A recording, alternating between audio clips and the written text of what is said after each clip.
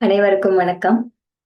Third to fifth dimension, அதாவது மூன்றாவது பரிமாணத்துல இருந்து ஐந்தாவது பரிமாணத்துக்கு நம்ம எல்லாரும் எப்படி நகர்ந்துகிட்டு இருக்கோம் அப்படிங்கிறத பத்தி ஒரு சீரீஸ் பார்த்துட்டு இருக்கோம்.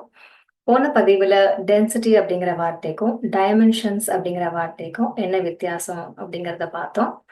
இது எதுக்காக பார்த்தோம் அப்படின்னா, இந்த பதிவுல ஒரு ஆன்மா வளர்ந்து வரும், அதாவது கடந்து வரும் 7 densities of consciousness, தமிழ்ல அத 7 உணர்வு படிமானங்கள் அப்படின்னு சொல்லலாம். அது என்னன்னு நம்ம பார்க்க புரியும்.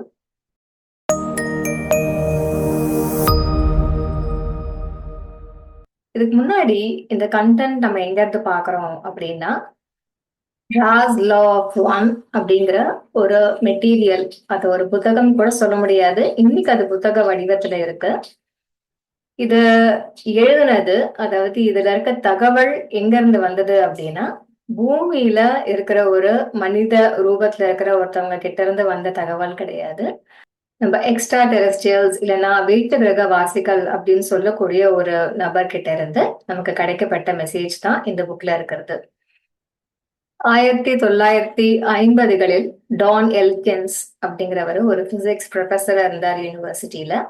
அவருக்கு இந்த யுஎஃப்ஓ எக்ஸ்ட்ரா டெரெஸ்ட்ரியல்ஸ் இதை பத்திலாம் ஆராய்ச்சியில ஈடுபட்டு இருந்தார் அந்த சமயத்துல. 1950 1960 இந்த ஆண்டுகள்ல எல்லாம் அவர் பெரும்பாலும் அவரோட ஸ்டூடெண்ட்ஸ் கூட சேர்ந்து இந்த மாதிரி ஒரு எக்ஸ்ட்ரா டெரெஸ்ட்ரியல் கூட காண்டாக்ட் பண்ண முடியுமா, அவங்க கிட்ட இருந்து தகவல் ஏதாவது கிடைக்குமா அப்படின்னு தீவிர ஆராய்ச்சியில ஈடுபட்டிருந்தாரு. அப்ப டான் எல்கின்ஸும் கார்லா அப்படிங்கிறவரும் இணைந்து ஒரு ஆர்கனைசேஷன் ஆரம்பிச்சு அவங்க இந்த ஆராய்ச்சியில ஈடுபட்டு இருக்காங்க. 1980ல ஜிம் மெக்கார்டி அப்படிங்கிறவரு, இவங்க 2 பேர் கூட இணையறாங்க. இவரு சேர்ந்த 23 நாள்ல ரா அப்படிங்கிற ஒரு எக்ஸ்ட்ரா டெரெஸ்ட்ரியலோட கான்டாக்ட் எங்களுக்கு கிடைச்சது அப்படின்னு சொல்லப்படுது. 3 பேர்ல டான் எல்கின்ஸ் அப்படிங்கிறவரோட தலைமையில தான் இந்த ஆராய்ச்சி நடந்தது. இதுல கார்லா மீடியமா வேலை செஞ்சாங்க. அதாவது ரா அப்படிங்கிற அந்த வேற்று கிரக வாசி கார்லா அப்படிங்கிறவங்களோட உடல் மூலமாக, அதாவது அவங்களோட வார்த்தைகள் மூலமாக இந்த தகவலை வெளிக்கொண்டு வந்து கொடுத்தாங்க. இந்த செஷன் முழுக்க 3 டேப் ரெக்கார்டரை வச்சு ரெக்கார்ட் பண்ணியிருக்காங்க. செஷன் முடிஞ்சதுக்கு அப்புறமா ஜிம் இந்த ஆடியோ முழுக்க கேட்டு டைப்ரைட்டர்ல இதை ஒரு எழுத்து வடிவத்துல ஒரு டிரான்ஸ்கிரிப்டா கொண்டு வந்திருக்காங்க. இந்த மாதிரி 1981ல இருந்து 1984 வரைக்கும் 106 செஷன்ஸ் நடந்திருக்கு. இப்ப ரா யாருன்னு பார்க்கலாம். மனிதர்கள் இப்ப தேர்ட் டென்சிட்டில இருக்கோம் அப்படின்னு சொல்றோம் இல்லையா, இதே மாதிரி ஃபோர்த், அப்புறமா ஃபிஃப்த், அதுக்கப்புறமா சிக்ஸ்த் டென்சிட்டி, அந்த ஸ்டேட்ல இருக்கிற ஒரு நபர் கூட கிடையாது ரா. ரா 65 லட்சம் பேர்கள் சேர்ந்த ஒரு கூட்டமைப்பு. வீடியோல பின்னால நம்ம சிக்ஸ்த் டென்சிட்டி பத்தி பேசும்போது ரா எந்த நிலையில இருந்திருக்காரு அப்படிங்கறத நமக்கு ஒண்ணு கூட நல்லாவே புரியும். ரா அப்படிங்கிறது ஈஜிப்ட் நாட்டில் சூரிய கடவுளாக வணங்குறாங்க. ஏன்ஷியன்ட் ஈஜிப்ட் இருந்த காலத்தில் ரா இந்த லா ஆஃப் ஒன்னை ஈஜிப்ஷியன்ஸுக்கு கற்றுக் கொடுத்ததாகவும் அது மூலியமாக தான் இந்த பிரமிட்ஸ் அதெல்லாம் உருவாக்குனதாகவும் சொல்லியிருக்காரு. ஆனால் ஒரு காலகட்டத்தில் இவர் சொல்லி கொடுத்த அந்த லா ஆஃப் ஒன் நல்ல முறையில் பயன்படுத்தப்படலை அப்படிங்கிற காரணத்தினால இப்போது இந்த 3 பேர் சேர்ந்த இந்த டீம் இவங்க த லா ஆஃப் ஒன் அப்படிங்கிற அந்த கருத்தை நல்ல முறையில் மனிதர்களோட ஆன்மீக வளர்ச்சிக்கு பயன்படுத்துவாங்க அப்படிங்கிற நம்பிக்கையில் இவங்களை காண்டாக்ட் பண்ணுறதாக சொல்லியிருக்காரு. ஸோ இப்படிப்பட்ட ஒரு ஆராய்ச்சியில வந்ததுதான் இந்த ராஸ் லா ஆஃப் ஒன் அப்படிங்கிற புத்தகத்துல இருக்க கண்டென்ட். இந்த 106 செஷன்ஸோட ஒரிஜினல் ஆடியோ ரெக்கார்டிங்கும் அது எழுத்து வடிவத்துல இருக்க அந்த டிரான்ஸ்கிரிப்டும் ஃப்ரீயா வெப்சைட்ல எல்லாருமே படிக்கிறபடியா இருக்கு. இந்த வெப்சைட்டோட லிங்க்ஸ் டிஸ்கிரிப்ஷன்ல இருக்கும். இது ஒரிஜினலா இங்கிலீஷ்ல தான் எழுதப்பட்டது. கூகுள் டிரான்ஸ்லேட் யூஸ் பண்ணி நம்ம தமிழ்லயும் அதை படிக்கலாம். தமிழ்ல படிக்கிறதுக்கான டைரக்ட் லிங்கையும் டிஸ்கிரிப்ஷன்ல நீங்க பார்க்கலாம். ரொம்ப ஆழமா மனித பிறவினா என்ன, நம்ம எதுக்காக வந்திருக்கோம், எங்க இருந்து வந்திருக்கோம், என்ன பண்ணணும், இதுக்கு மேல மனிதர்களோட எதிர்காலம் என்ன, அப்படி எல்லா விஷயத்தையும் இதுவரைக்கும் நம்ம கேள்விப்படாத ஒரு வகையில இது கொடுத்திருக்கு. இதை படிக்கிறது அவ்வளவு சுலபம்னு சொல்ல முடியாது. ஏன்னா ரா யூஸ் பண்ற வார்த்தைகளை நம்ம பழகிக்கிறதுக்கு கொஞ்சம் நாள் ஆகும். இப்ப நான் சொன்ன அந்த தமிழ் டிரான்ஸ்லேஷன் கூட ஓரளவுக்கு டீசென்டான தமிழ் டிரான்ஸ்லேஷன். பட் எக்ஸாக்டா ரா சொல்ல வர அந்த கருத்து 100% நம்ம தமிழ் டிரான்ஸ்லேஷன்ல கிடைக்காது. உதாரணத்துக்கு நம்ம மனிதன் அப்படின்னு சொல்லக்கூடிய அந்த வார்த்தைய ரா மைண்ட் பாடி ஸ்பிரிட் காம்ப்ளெக்ஸ் அப்படின்னு சொல்லுவாரு. அதே மாதிரி 6th டென்சிட்டியில அவங்க இருக்காங்க இல்லையா, நான் சொன்னேன் இப்ப இந்த 65 லட்சம் பேர்கள் ஒன்னா சேர்ந்து அந்த கூட்டமைப்புக்கு சோஷியல் மெமரி காம்ப்ளெக்ஸ் அப்படின்னு சொல்லுவாரு. சோ இந்த மாதிரி வார்த்தைகள் எதை எக்ஸாக்டா குறிக்குது அப்படின்னு புரிஞ்சு நம்மளோட மனசு அதுக்கு பழகிக்கிறதுக்கு கொஞ்சம் நாள் ஆகும். 13வது செஷன்ல டான் ராவ ஒரு கேள்வி கேட்கிறாரு. படைப்பில் முதலில் அறியப்பட்ட ஆரம்ப கால விஷயம் என்னவென்று சொல்ல முடியுமா அப்படின்னு கேட்கிறாரு. அதுக்கு ரா சொன்னது இன்ஃபினிட்டி, தொடக்கமும் இல்லாத முடிவும் இல்லாத ஒரு எல்லையற்ற விஷயம். அப்படியே இந்த கேள்வியை தொடர்ந்து இதுக்கு அடுத்த ஸ்டெப் என்ன அப்படின்னு டான் கேட்டுட்டு வராரு. அதுக்கு ரா சொல்றது, இந்த இன்ஃபினிட்டி ஒரு உணர்வா மாறுச்சு, அவேர்னஸா மாறுச்சு அப்படின்னு சொல்றாரு. இந்த உணர்வுல இருந்து ஒரு எல்லையற்ற ஆற்றல் பிறந்துச்சு. இதுல இருந்து ஃப்ரீ வில் அப்படிங்கிறது ஒன்று பிறந்துச்சு. ஃப்ரீ வில் அப்படின்னா தனிச்சையா நம்ம முடிவெடுக்கக்கூடிய ஒரு உரிமை, யாரோடைய கட்டாயம் இல்லாம. இந்த ஃப்ரீ வில் எப்ப தொடங்குச்சோ அதுல இருந்து எண்ணிக்கையில்லா பரிமாணங்கள் உருவாகிறதுக்கு ஆற்றல் வந்துச்சு அப்படின்னு சொல்றாங்க. இந்த ஆற்றல்ல இருந்து பல பரிமாணங்கள், டைமென்ஷன்ஸும் பல பிரபஞ்சங்கள், யூனிவர்சஸும் பிறந்துச்சு. இது வரைக்கும் எல்லாமே ஒரு ஐடியா, ஒரு எண்ண வடிவில் தான் இருந்திருக்கு, தாட் ஃபார்ம்ஸா. இதுக்கப்புறமா தான் முதல் வாட்டி ஃபோட்டான்ஸ், லைட், ஒலி உருவாகுது. இதுல இருந்து பிறந்தது தான் எல்லா பிசிக்கல் மேட்டர்ஸ். வெறும் எண்ணமாக இருந்ததெல்லாம், ஐடியாஸாக இருந்தது எல்லாமே நிஜமாக உருவெடுக்க தொடங்குது. இந்த பிரபஞ்சத்துல பல கேலக்சிஸ், விண்வெளி மண்டலங்கள், அதுக்குள்ள சோலார் சிஸ்டம்ஸ், சூரிய குடும்பங்கள், அதுக்குள்ள கிரகங்கள், பிளானட்ஸ், இது எல்லாமே கண்டினியூஸா சுழண்டுட்டே இருக்கிற ஒரு பாதையில உருவாகிக்கிட்டே இருக்கு. இன்ஃபினிட்டி அப்படின்னு சொல்லக்கூடிய அந்த முதல்ல தோன்றின அந்த ஒரு விஷயம் எதுக்காக இப்படி சின்ன சின்னதா தனித்தனியா உருவம் எடுத்துச்சு அப்படின்னா, தன்னை தானே உணர்றதுக்கு அதுக்கு ஒரு கருவி தேவைப்பட்டுச்சு. இந்த எல்லா வடிவங்கள் மூலமாக அந்த இன்ஃபினிட்டி தன்னை தானே உணர்ந்து கொண்டே இருக்கிறது அப்படின்னு ரா சொல்றாரு. ஸோ கிரகங்கள் தோணுனதுக்கு அப்புறமா அதுக்குள்ள முதல்ல இந்த ஃபர்ஸ்ட் டென்சிட்டி ஆஃப் கான்ஷியஸ்னஸ் அப்படிங்கிறது உருவாகுது. எப்படி ஒரு ஒயிட் லைட் ஒரு ப்ரிசம்குள்ளே பாஸ் ஆகும்போது அது 7 வண்ணங்களாக பிரியுதோ, அதே மாதிரி இந்த படைத்தவனோட ஒளி, த லைட் ஆஃப் லவ், அது 7 படிமங்களை எடுக்குது. அதான் the 7 densities of consciousness. First density of consciousness. இங்கேயும் காலம் அப்படிங்கிறது இல்லை, இட்ஸ் அ டைம்லெஸ் ஸ்டேட். இந்த இடத்துல இன்ஃபினிட்டி என்ன உருவம் எடுக்குது அப்படின்னா, நீர், நெருப்பு, நிலம், காற்று, இந்த 4ம் சீரற்ற முறையில அடங்காத நிலையில தன்னோட செயல்பாட்டுகளை வெளிப்படுத்திக்கிட்டு இருக்கு. தொடக்கத்துல காற்றும் நெருப்பும் தான் ஒரு செயல்பாட்டு திறனோட இருக்கிற நிலையில இருக்கு. இந்த இடத்துல காலம் அப்படிங்கிறது இல்லைதான். இருந்தாலும் ஒரு குறிப்பிட்ட காலம் வரும்போது நெருப்பும் காற்றும் என்ன பண்ணுது அப்படின்னா, நீர், நிலம், இது இரண்டும் ஒரு இனர்ட் ஸ்டேட், அதாவது தன்னை வெளிப்படுத்திக்க தெரியாத நிலையில இருக்கு. ஸோ நெருப்பும் காற்றும் நீருக்கும் பூமிக்கும் எப்படி உயிரை உருவாக்கணும் அப்படின்னு கற்றுக் கொடுத்துச்சான். ஃபர்ஸ்ட் டென்சிட்டி பீயிங்ஸ் என்ன உணர்வாங்க அப்படின்னா, உங்களுக்கு சிம்பிள் அவேர்னஸ் தான் இருக்கும். அதாவது ஒரு கல்லுக்கு நான் இருக்கிறேன், I am there, I am being அப்படிங்கிற உணர்வு மட்டும்தான் இருக்கும். நீர், அருவி எந்த பாதையில் ஓடுதோ அது பாட்டுக்கு அப்படியே ஓடிக்கிட்டு இருக்கும். அதுக்குன்னு தனியாக வெறுப்புலாம் இருக்காது. நேற்று இந்த பாதையில் போகணும், இனிமே வேற டைரக்ஷனில் போகணும் அப்படிங்கிற மாதிரி காலம் அப்படிங்கிற உணர்வு இருக்காது. ஃபர்ஸ்ட் டென்சிட்டியில் முக்கியமாக கற்றுக்க வேண்டிய பாடங்கள் என்ன அப்படின்னா, ஒரு உயிரை வளர்க்குறதுக்கு ஒரு துணையாக இருக்கணும் அப்படிங்கிறது. ஃபர்ஸ்ட் டென்சிட்டி பீயிங்ஸ் அவங்களோட உணர்வு நிலையில் அவங்க உயர்நிலை அடைய தான் உயிர் வர தொடங்கியது அப்படின்னு சொல்றாங்க. நம்ம இப்ப இருக்கக்கூடிய அந்த நிலையில இருந்து, தேர்ட் டென்சிட்டில இருந்து நம்ம ஒரு உயிரற்ற பொருட்கள் இல்லையா, இந்த மாதிரி மினரல்ஸையோ, கல், காற்று, நெருப்பு, இதெல்லாம் பார்க்கும் போது நம்மளோட பார்வை எப்படி இருக்குன்னா, அது உயிரற்ற ஜடம் அப்படிங்கிற மாதிரி தான் நம்ம பார்க்குறோம். ஒரு விதத்துல அது கரெக்ட், ஏன்னா அதுக்கு சிம்பிள் அவேர்னஸ் தான் இருக்கு, தான் அப்படிங்கிற உணர்வு பெருசா அதுக்கு இல்லை. ஆனா இன்னொரு ஆங்கிள் இருந்து பார்த்தா அந்த இன்ஃபினிட்டி அப்படிங்கிறது இந்த ஒவ்வொரு சின்ன சின்ன விஷயங்களுக்குள்ளேயும் தன்னை அனுபவித்து உணர்ந்து கொண்டிருக்கிறது. இந்த புக்ல ரா ஒரு இடத்துல சொல்லுவாரு, ஈஜிப்ட்ல அந்த பிரமிட்ஸ் எப்படி கட்ட முடிஞ்சது அப்படின்னா, அதுக்கு ஒரு வழி அந்த இடத்துல இருந்த பாறைகள் கூட ரா தொடர்பு கொண்டாராம். அந்த பாறைகளை தானாகவே அந்த பிரமிட் வடிவத்துல கட்ட சொல்லி அவரு கம்யூனிகேட் பண்ணதா சொல்லுவார் ஒரு இடத்துல. இப்போ நம்மளோட நிலையில இருந்து தான் நமக்கு அந்த பாறை ஒரு உயிரற்ற பொருள். இதுவே 6th டென்சிட்டியில் இருக்க ரா மாதிரி போன்ற உயிர்களுக்கு எல்லாத்துக்குள்ளேயும் இருக்கிற அந்த இன்ஃபினிட்டியை அடையாளம் கொண்டு அது கூட தொடர்பு கொண்டு வரத்துக்கூடிய உணர்தலும் அவங்களுக்கு இருக்கு. நம்ம சொல்லக்கூடிய இந்த சக்ரா சிஸ்டம் ரா அதையும் டென்சிட்டி ஆஃப் கான்ஷியஸ்னஸையும் கனெக்ட் பண்ணியும் சொல்கிறாரு. அதாவது ஃபர்ஸ்ட் டென்சிட்டி ஆஃப் கான்ஷியஸ்னஸ், இதில் இருக்கக்கூடிய அந்த பொருட்களுக்கு ஃபர்ஸ்ட் சக்ரா மூலாதாரா சக்ரா ஆக்டிவாக இருக்கும், அந்த சக்ரா மட்டும்தான் ஆக்டிவாக இருக்கும் அப்படின்னு சொல்கிறாரு. சக்ராஸ் பற்றி நம்ம இன்னும் ஆழமாக புரிஞ்சுக்கிறதுக்கு லா ஆஃப் 1ல் நிறைய கண்டென்ட் இருக்குது. மேபி நம்ம இன்னொரு போஸ்ட்டில் தனியாக சக்ராஸ் பற்றி மட்டுமே பார்க்கலாம். ஸோ நம்ம எல்லாருமே ஒரு கட்டத்தில் அந்த ஒளியிலேருந்து பிரிஞ்சு முதல்ல ஃபர்ஸ்ட் டென்சிட்டி பீயிங்காக இருந்திருப்போம்.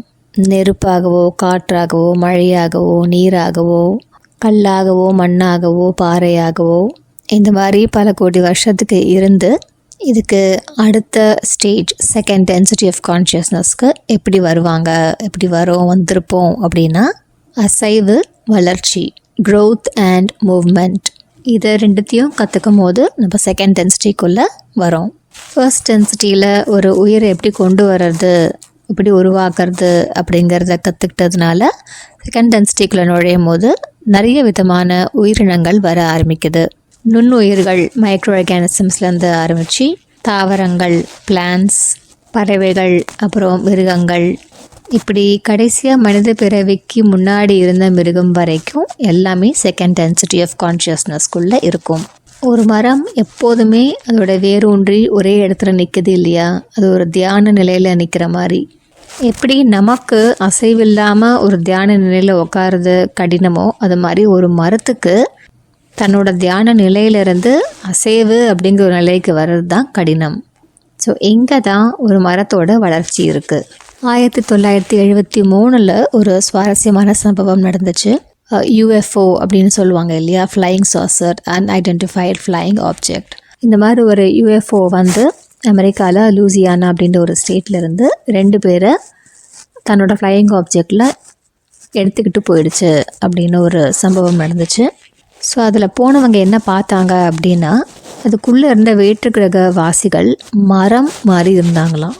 மரத்தோட ஒரு தடியான தண்டு பகுதி எப்படி இருக்கும் அந்த மாதிரி இருந்துச்சான். இதை பற்றி ராக்கிட்ட கேட்டபோது ரா சொல்கிறாராம், செகண்ட் டென்சிட்டி கான்ஷியஸ்னஸில் இருந்த மரங்கள் தேர்ட் டென்சிட்டிக்கு வளர்ந்து வந்ததுக்கு அப்புறமா உருவான பீயிங்ஸ் இவங்களாம். அதாவது இந்த மரத்துக்கு அசைவுத்தன்மை ஒரு தேர்ட் டென்சிட்டி கான்ஷியஸ்னஸ் மரமாக ஆயிடுச்சு. நமக்கு இந்த கான்செப்ட் புரிஞ்சுக்கிறதுக்கு கொஞ்சம் வித்தியாசமாக தான் இருக்கும். ஸோ வேறு கிரகங்களில் இருக்கிற அந்த உயிரினங்கள் என்ன ஃபார்மில் வேணால் இருக்கலாம். தேர்ட் டென்சிட்டி அப்படின்னா எல்லா கிரகத்தில் வாழ தேர்ட் டென்சிட்டி பீப்புள் மனிதர்களாக தான் இருக்கணும் அப்படின்ட்டு அவசியம் இல்லை. உதாரணத்துக்கு காரில் ஒரு இடத்துல சொல்லுவாங்க, வேறு ஒரு ஜென்மத்தில் அவங்கள ஒரு தேர்ட் டென்சிட்டி கிரகத்துக்கு அனுப்பி வச்சாங்களாம். அங்கே போய் அங்கே இருக்கிற உயிரினங்களுக்கு உதவி செய்கிறதுக்கு. அங்கே இருந்த தேர்ட் டென்சிட்டி ஜீவன் யாருன்னு கேட்டால் எல்லாமே ஸ்பைடர்ஸாம். எப்படி உலகத்தில் மனிதர்கள் வாழ்கிறாங்களோ அந்த மாதிரி அந்த கிரகம் முழுக்க ஸ்பைடர்ஸாக இருந்துச்சான். அண்ட் அந்த ஸ்பைடர்ஸ்குள்ளே போர் நடந்துச்சான். இன்ஃபேக்ட் இந்த பிரபஞ்சத்துலேயோ இல்லை அந்த கேலக்சிலேயோ 5% உயிரினங்கள் மட்டும்தான் நம்மள மாதிரி மனித ரூபத்தில் இருக்கிறாங்க. ஓகே, ஸோ இந்த மாதிரி தாவரங்கள் அப்புறமா மிருகங்களாக வரும்போது அசைவுத்தன்மையும் அந்த வளர்ச்சி அப்படிங்கிறது இன்னும் நல்லா கூடுது. இப்போ இந்த மிருகங்கள் அடுத்த லெவலுக்கு தேர்ட் டென்சிட்டிக்கு போகணும் அப்படின்னா அவங்க கற்றுக்க வேண்டியது செல்ஃப் அவேர்னஸ், தான் என்ற உணர்வு, இல்லைன்னா சுய விழிப்புணர்வு. இந்த விஷயத்தை கற்றுக்கிட்டதுனால தான் நம்ம எல்லாருமே இப்போது இங்கே தேர்ட் டென்சிட்டி கான்ஷியஸ்னஸ் லெவலில் மனிதர்களாக ரூபம் எடுத்திருக்கோம். வீட்டில் செல்ல பிராணிகளாக நாயோ பூனையோ வளர்க்குறவங்க இதை பார்த்துருப்பீங்க. ஒரு ரோடில் இருக்கிற ஒரு நாய்க்கும் வீட்டில் வளர்க்குற ஒரு நாய்க்கும் உணரக்கூடிய அந்த பக்குவம் வித்தியாசமாக இருக்கும். ஒரு நாய்க்குட்டிக்கு சின்ன வயசுலேருந்து ஜிம்மின்னு பேர் வச்சு கூப்பிட பழகிட்டோம் அப்படின்னா ஜிம்மின்னு கூப்பிட்டா அது திரும்பி பார்க்கும். அதோட தட்டில் சாப்பாடு போடுறாங்கன்னு தெரிஞ்சால் உடனே ஓடி வந்துடும். சந்தோஷத்தை, பாசத்தை வெளிப்படுத்த தெரியும். அதே மாதிரி ஒருத்தவங்க பிரிஞ்சு போகிறாங்க அப்படின்னா அந்த சோகத்தையும் அதால் உணர முடியும்.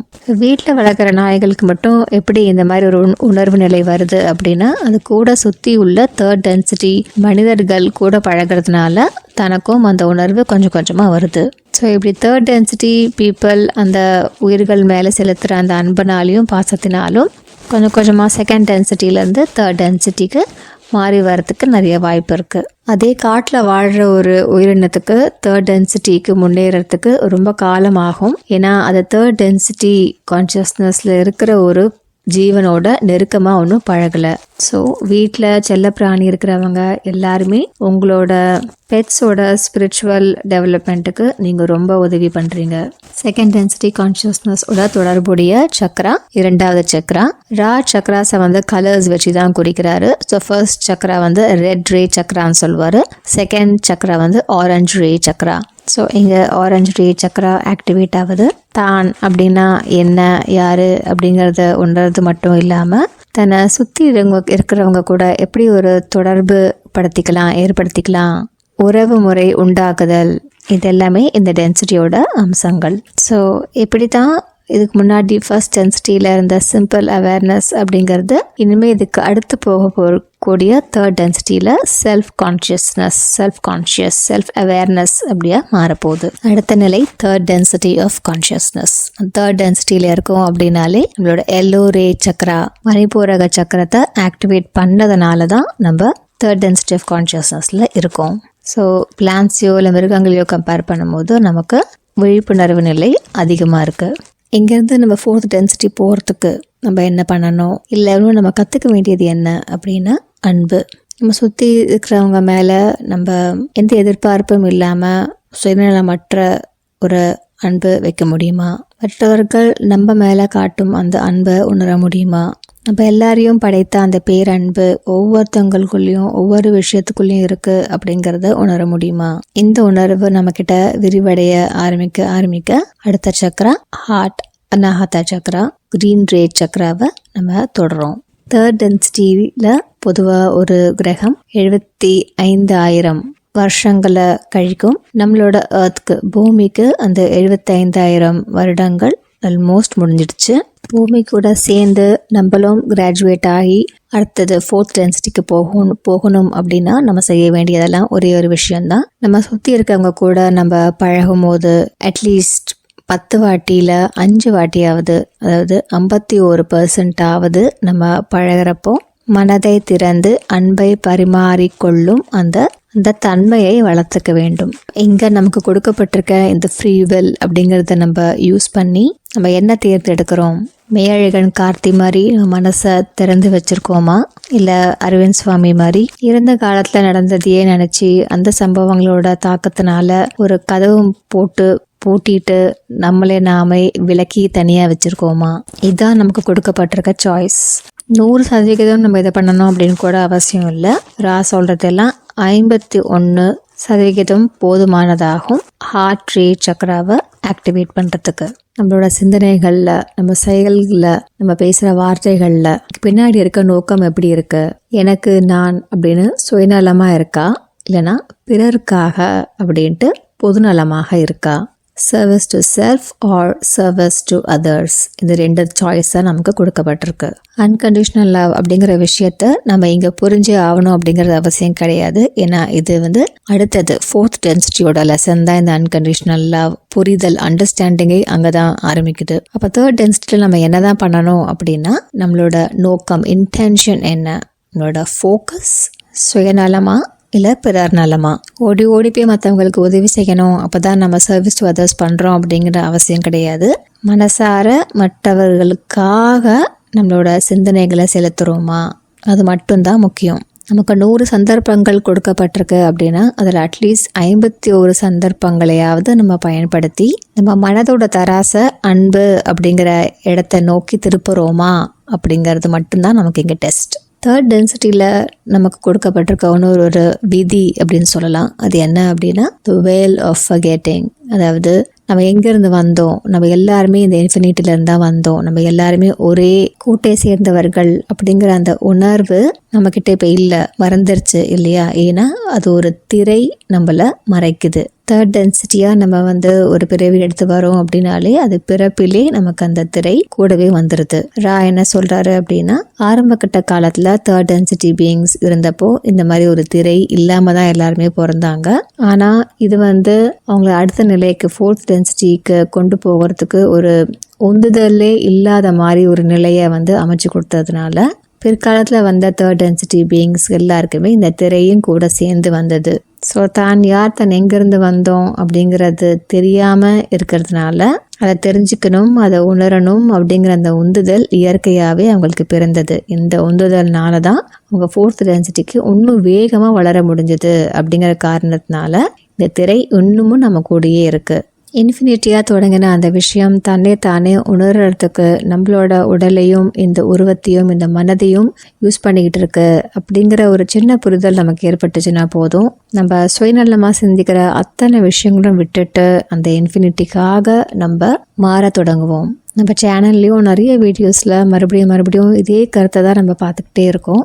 அன்பு நமக்கு அமைஞ்ச அந்த சந்தர்ப்பம் சூழ்நிலைகளில் நமக்கு ஏற்பட்டிருக்க அனுபவத்தில் கடைசியாக நம்ம என்ன தேர்ந்தெடுக்கிறோம்? என்ன ஆனாலும் பரவாயில்ல, எனக்கு என்ன நேர்ந்தாலும் பரவாயில்ல, நான் அன்பை தேர்ந்தெடுக்கிறேன், நான் இன்னும் கொஞ்சம் அன்பை எப்படி இருக்கிறது அப்படிங்கிறத கற்றுக்கணும் அப்படின்னு நமக்கு தோணுதா? இல்லை இது போதும், மனிதர்கள் எல்லாம் இப்படி தான், இந்த உலகம் இப்படி தான் அப்படின்ட்டு நமக்கு கொடுக்கப்பட்டிருக்க எல்லா கதவுகளையும் சாத்திட்டு நமக்குள்ளேயே உள்ள ஒடுங்கி நம்ம இருக்கோமா? ஸோ தேர்ட் டென்சிட்டியில் போலரைசேஷன் அப்படிங்கிற இன்னொரு கான்செப்ட் இங்கே வருது.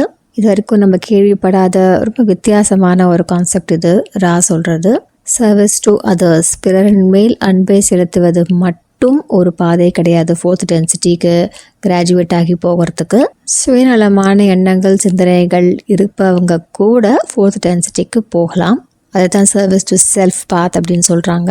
ஆனால் இதுக்கு 95% சமயத்தில் நம்ம அந்த மாதிரி சுயநலமாக இருந்திருக்கணும். அப்போ தான் நம்ம ஃபோர்த் டென்சிட்டிக்கு கிராஜுவேட் ஆகி போக முடியும். ஸோ 51% மற்றவங்க கிட்ட நம்ம அன்பாக இருக்கிறது இன்னும் கூட ஈஸி. 95% நமக்குள்ளேயே நம்ம சுயநலமாக இருக்கிறது. ஸோ இங்கே தான் நமக்கு ஃப்ரீவில் அப்படின்னு ஒன்று கொடுக்கப்பட்டிருக்கிறது அப்படிங்கிறத ஆழமாக புரிஞ்சுக்கலாம். அதாவது negative polarity, separation and control. எல்லாரும் ஒன்று அப்படிங்கிற விஷயத்துலேருந்து நம்ம தனியாக பிரிஞ்சு நான் மட்டும்தான் அப்படிங்கிற உணர்வோட மற்றவங்கள நம்ம கண்ட்ரோல் பண்ண ஆரம்பிக்கிறது. அந்த தன்மை அதான் நெகட்டிவ் பொலாரிட்டின்னு சொல்கிறாரு. இவர்களும் ஃபோர்த் டென்சிட்டிக்கு கிராஜுவேட் ஆகி போகலாம். இந்த இடத்துல ரா சொல்கிற இன்னொரு முக்கியமான தகவல் என்ன அப்படின்னா, இந்த 2 சாய்ஸ் இல்லாமல் 3ஆவதாக ஒரு சாய்ஸ் இருக்குது. அதாவது பாசிட்டிவ் சைடும் போகாமல் நெகட்டிவ் சைடும் போகாமல் இருக்கிறது.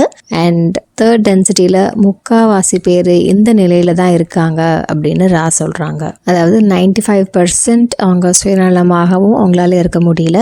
51% பிறர் மேல் அன்பை செலுத்தும் அந்த தன்மையோடவும் இருக்க முடியல. இந்த 2ம் கட்ட நிலைமையில் இருக்கும்போது அவங்க மறுபடியும் இந்த தேர்ட் டென்சிட்டி எக்ஸ்பீரியன்ஸை அவங்க ரிப்பீட் பண்ணிக்கிட்டே இருக்கணும்.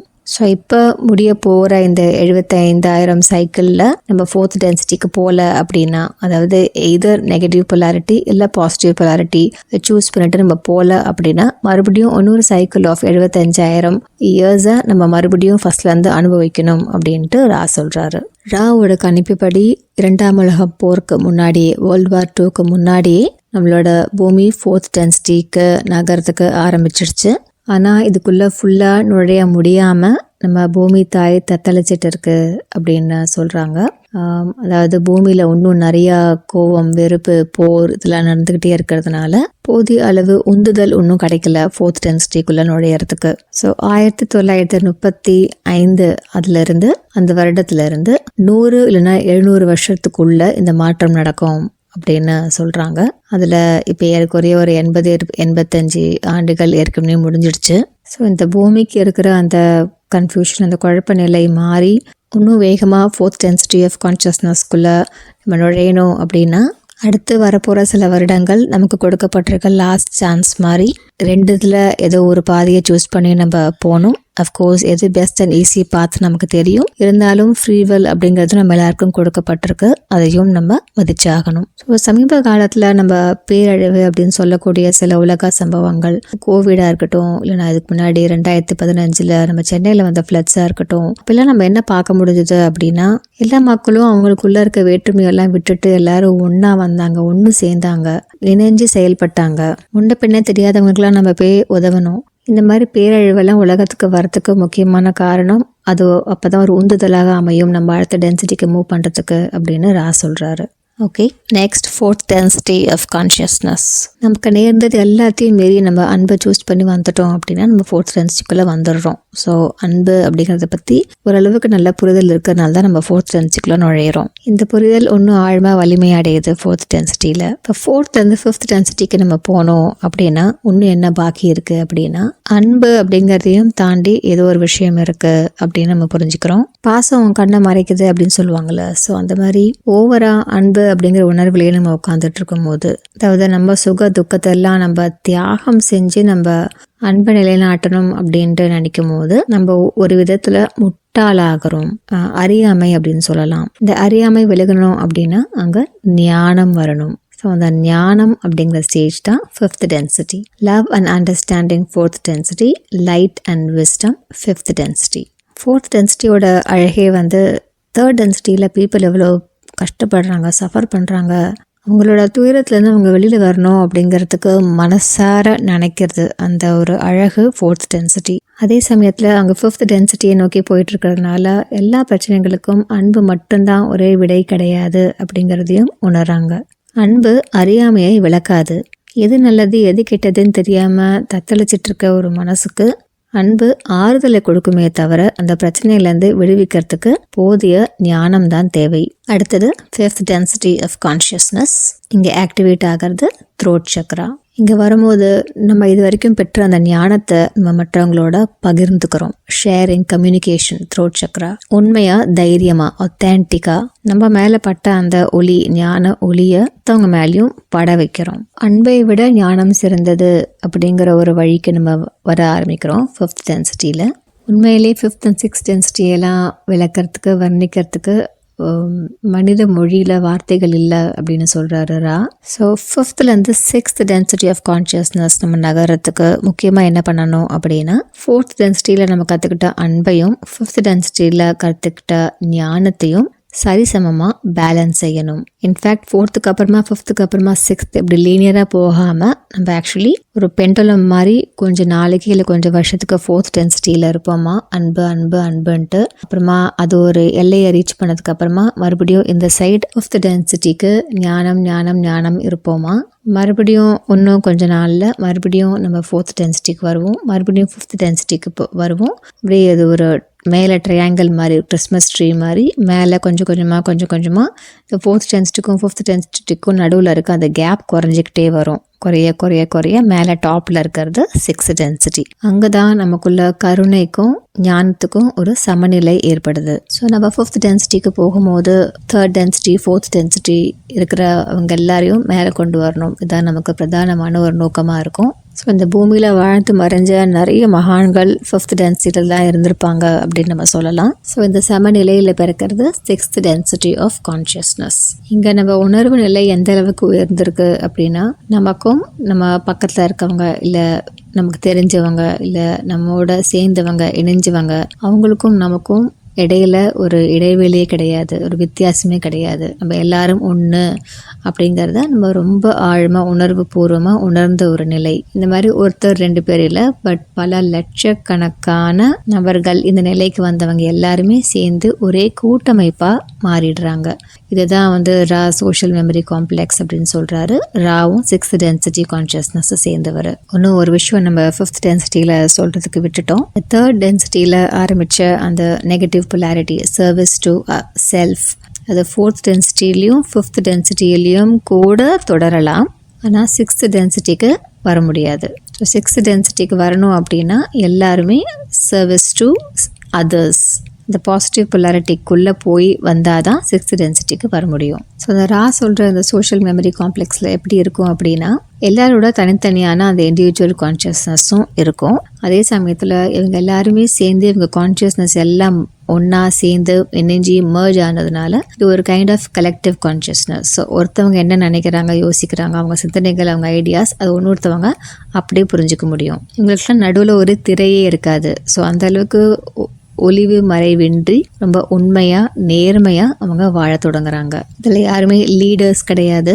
இந்த பவர், கண்ட்ரோல், பேராசை இது எல்லாமே ஃபிஃப்த் டென்சிட்டியோட முடிஞ்சே ஆகணும். ஸோ இந்த மாதிரியான இந்த சோஷியல் மெமரி காம்ப்ளெக்ஸ் ரொம்ப லைட்டாக ஃபோர்த் டென்சிட்டிலேயே தொடங்க ஆரம்பிக்கும் அப்படின்னு ரா சொல்கிறாரு. இந்த சிக்ஸ்த் டென்சிட்டி சோஷியல் மெமரி காம்ப்ளெக்ஸை நம்ம இன்னும் எப்படி புரிஞ்சுக்கலாம் அப்படின்னா, இப்போ ஆகாஷிக் ரெக்கார்ட்ஸ் அப்படின்னு சொல்கிறாங்க இல்லையா, அதாவது இந்த பூமியில் பிறந்தவங்க எல்லாரோட பாஸ்ட், ப்ரெசன்ட், ஃபியூச்சர், இந்த எல்லா நினைவுகள், இந்த எல்லா ஐடியாஸ், தாட்ஸ் எல்லாமே அதில் பதிஞ்சிருக்கும் அப்படிங்கிறது.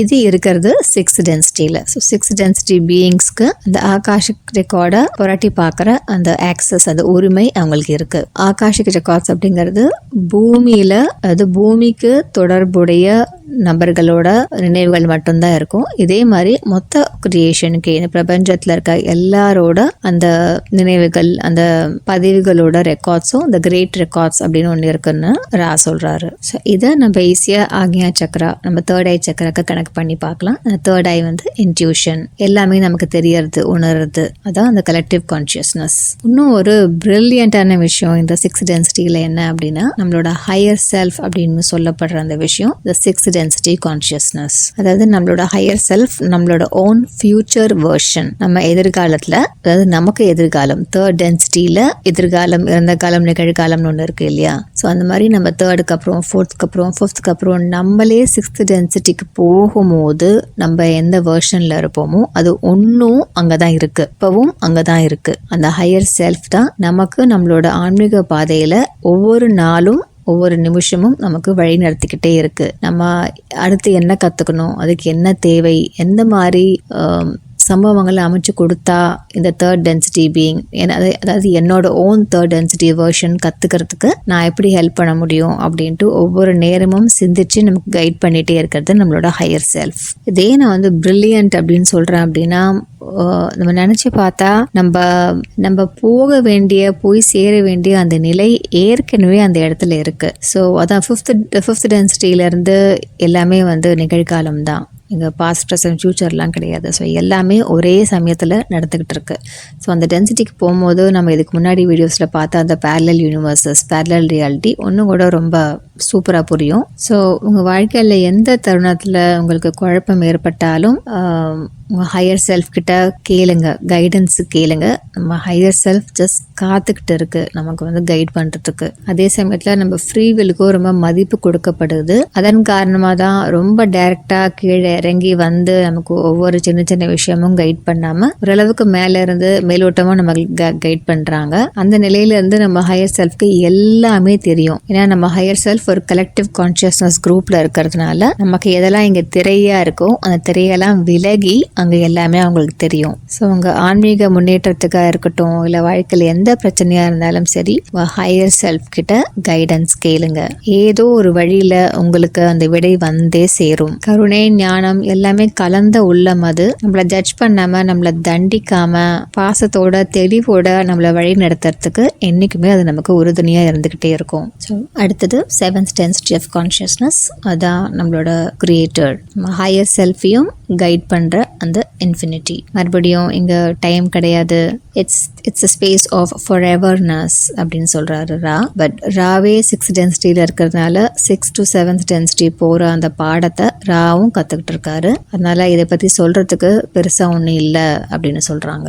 7th டென்சிட்டிக்கும் மேலே 8th டென்சிட்டி ஒன்று ஆக்சுவலி இருக்குது. 8th டென்சிட்டி அப்படிங்கிறது first density of next universe. அதாவது இப்போ 7th டென்சிட்டியோட எண்டில் என்ன நடக்கும் அப்படின்னா, இந்த பிரபஞ்சத்தில் கிரியேட் பண்ண எல்லா விஷயங்களுமே, நம்ம எல்லாருமே, எல்லா என்டிட்டிஸ், எல்லா தாட்ஸ், எல்லா ஐடியாஸ் எல்லாமே ஒன்னா சேர்ந்து அப்படியே அந்த பிளாக் ஹோல் அப்படின்னு சொல்லக்கூடிய ஒரு விஷயத்துக்குள்ள போயிட்டு அப்சர்வ் ஆகிக்குது. இங்க பிளாக் ஹோல் அப்படிங்கிறது நம்ம பிசிக்ஸ் சொல்ற அந்த பிசிக்கலான பிளாக் ஹோல் கிடையாது. பட் அது மாதிரி அதோட ஒரு மெட்டாபிசிக்கல் கவுண்டர் பார்ட்னு சொல்லலாம். அந்த மாதிரி ஒரு பிளாக் ஹோல்குள்ளே எல்லாமே போயிட்டு மறுபடியும் தொடங்குது. எங்கேருந்து தொடங்குது அப்படின்னா, நம்ம ஃபஸ்ட்டு பார்த்தோம் இல்லையா, இன்ஃபினிட்டி, இருட்டு, வெற்றிடம், அது இன்னொரு பிரபஞ்சத்தோட தொடக்கமாக தொடங்குது. ஸோ ஒரு பிரபஞ்சத்தோட 8th டென்சிட்டி இன்னொரு பிரபஞ்சத்தோட ஃபஸ்ட்டு டென்சிட்டியாக அமையுது. எப்படி இப்போ சங்கீதத்தில் சால ஆரம்பித்து சரி கம பத நீ சா மறுபடியும் அதே சால போய் முடியுதோ, அதே மாதிரி இதையும் ஒரு ஆக்டேவ் அப்படின்னு தான் ரா சொல்கிறாரு. ஸோ இந்த மாதிரி இன்ஃபைனைட் டைம்ஸ் ஆஃப் இந்த சைக்கிள் போயிட்டே இருக்கும். தொடக்கம், அப்புறம் பிரியறது, அப்புறம் மறுபடியும் ஒன்று செய்கிறது, அப்புறம் எல்லாம் சேர்ந்து பிளாக் ஹோல்குள்ளே போகிறது, மறுபடியும் இன்னொரு பிரபஞ்சம் தொடக்கம். இது ஒரு சைக்கிள் மாதிரி நடந்துக்கிட்டே இருக்கும். ஸோ எத்தனை விஷயங்கள் லா ஆஃப் ஒன்ல ஜஸ்ட் ஒரு நம்ம சர்ஃபஸை தான் தொட்டிருக்கோம் அப்படின்னு சொல்லலாம். அவ்வளோ பெரிய ஒரு கடல் அந்த புக்கு. இதில் பல பேருக்கு நிறையா கொஷின்ஸ் வரலாம். உங்களோட கொஷின்ஸ்லாம் கமெண்ட்ஸில் கண்டிப்பாக எழுதுங்க. எனக்கும் இதில் புரியாத விஷயங்கள், குழப்பமாக இருக்கிற விஷயங்கள்லாம் நிறையா இருக்குது. கமெண்ட்ஸில் நீங்கள் எழுதுகிற கொஸ்டின்ஸ்லாம் நான் இன்னும் தெளிவடைகிறதுக்காக எனக்கு கொடுக்கப்பட்ட ஒரு சந்தர்ப்பம் அப்படின்ட்டு நான் எடுத்துக்கிறேன். அதனால் எல்லாரையும் கமெண்ட் செக்ஷனில் சந்திக்கிறேன். 4th டென்சிட்டி, 5th டென்சிட்டி, அதுக்கப்புறம் இருக்க எல்லா டென்சிட்டியில் நோக்கி நம்ம செய்கிற இந்த பயணம், இயற்கையை தேடி இந்த பயணம் இனிதாக அமைய எல்லாருக்கும் வாழ்த்துக்கள். மீண்டும் இன்னொரு பதிவில் சந்திக்கிறேன். நன்றி, வணக்கம்.